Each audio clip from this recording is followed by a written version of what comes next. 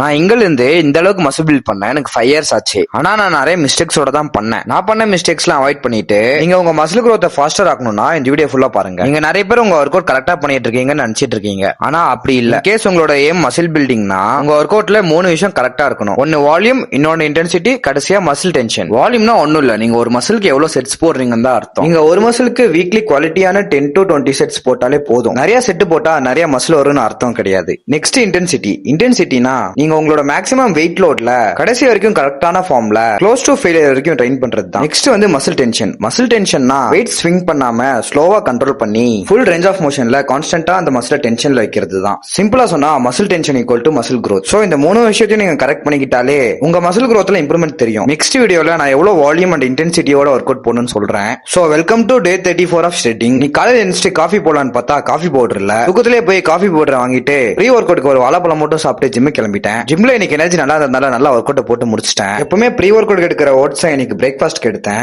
ஏன்னா இன்னைக்குல இருந்து கேலரிஸ்ல ஒரு 100 கேலரிஸ் டிராப் பண்ணிருக்கேன். ஸ்டெப் கவுண்ட்டும் இன்க்ரீஸ் பண்ணிருக்கிறதுனால நைட் ஒரு மஜாவான சீரியல் பார்த்துட்டு ஒரு 1 hour கார்டியோ பண்ணிட்டேன். அப்புறம் நைட் டின்னருக்கு சப்பாத்தியும் சிக்கனும் சாப்பிட்டு தூங்கிட்டேன் கைஸ்.